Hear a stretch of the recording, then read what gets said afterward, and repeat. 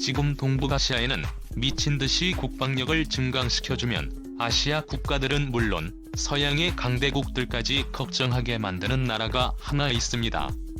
바로 대한민국인데요.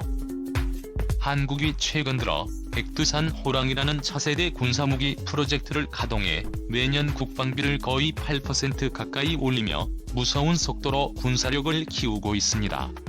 어느 정도냐면 2011년 기준 군사력 성장 퍼센트 부문에서 세계 2위를 달리고 있죠.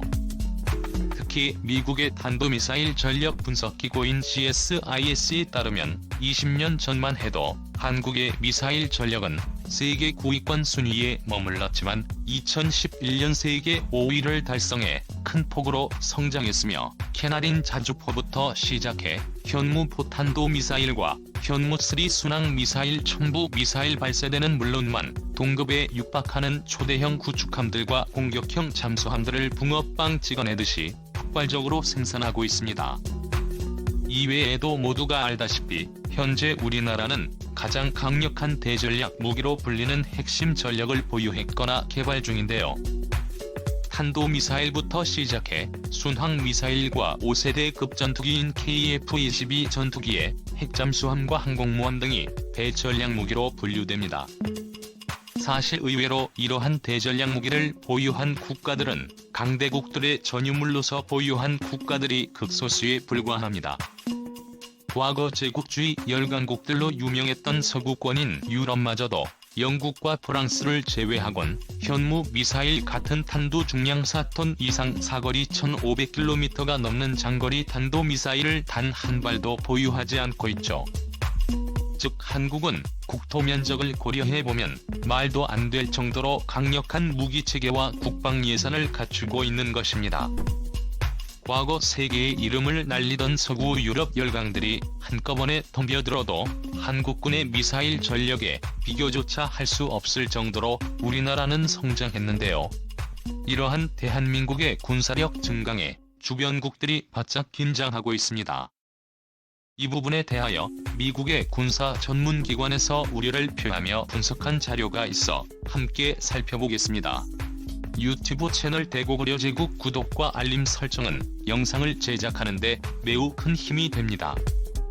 2011년 기준으로 한국의 군사력은 조사하는 기관에 따라 세계 순위 5위에서 6 정도를 오갈 정도로 매우 강력합니다. 만약 핵무기를 제외하고 재래식 전력으로 붙으면 세계 군사력 순위 3위와 4위에 등극한 중국과 인도마저도 부분적으로 한국군에 압도적으로 패배하는 분야가 생길 정도인데요. 대표적으로 육상 전력 부문인 자주포 전력과 전차 전력만큼은 한국군이 중국과 인도를 뛰어넘을 정도입니다. 한국군의 3세대 급전차 전력은 미국과 러시아에 이어 세계 4위에 등극했으며 자주포 전력은 무려 세계 2위를 기록한 국산 K9 자주포가 해외 수출을 통해 세계 자주포 전력의 60%의 절반 이상을 차지하는 데 성공했으며 군사력 순위 4위인 인도마저도 한국산 K9 자주포를 수입해 운용하고 있을 정도입니다. 또한 2016년 개발돼 KF-21 전투기의 성능은 치명적인 문제를 보여주던 중국산 전투기에 비해 엄청난 성능을 보여주겠군요. 이러한 한국군이 현재 상황에 만족하지 않고 한민족의 미래를 위하여 더욱 강력한 군사력을 원하고 있으며 최근 매년마다 국방비를 거의 8%씩 올리며 놀라운 속도로 양과 질에서 군사력을 높이고 있는데요.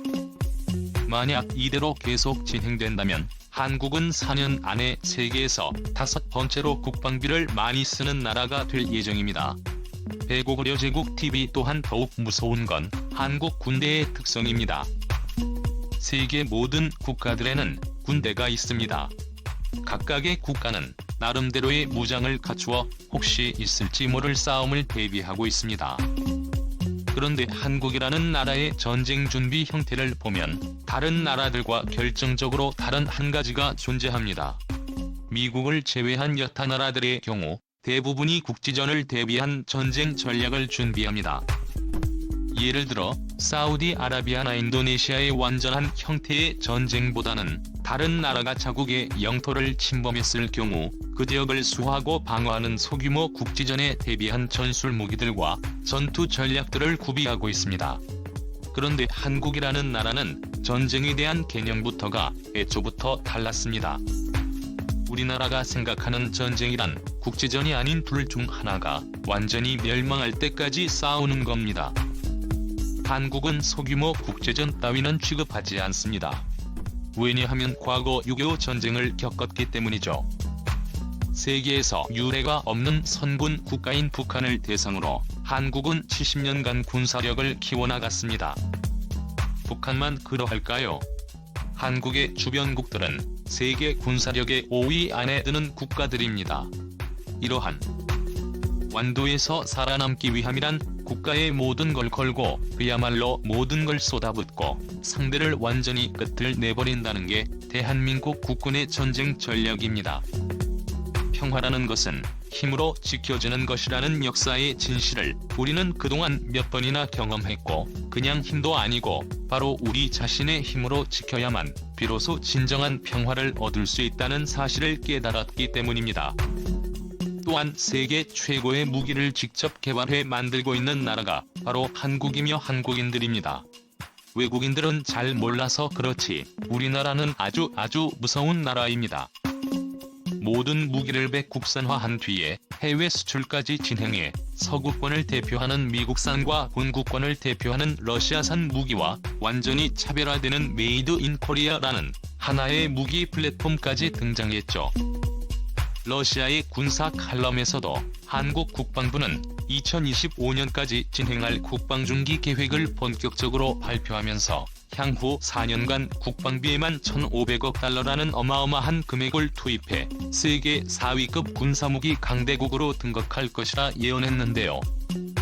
국방 예산의 대부분은 군사 소프트웨어 시스템을 포함한 최첨단 무기 시스템의 연구 개발에 예산이 이용될 것이라고 전망했으며 우주 로켓 발사를 통한 군사위성 시스템 구축이나 훌륭한 성능의 고성능 전투기 핵잠수함과 스텔스 구축함 등 기존 한국에는 없었던 새로운 신무기들을 한꺼번에 공개되고 있죠.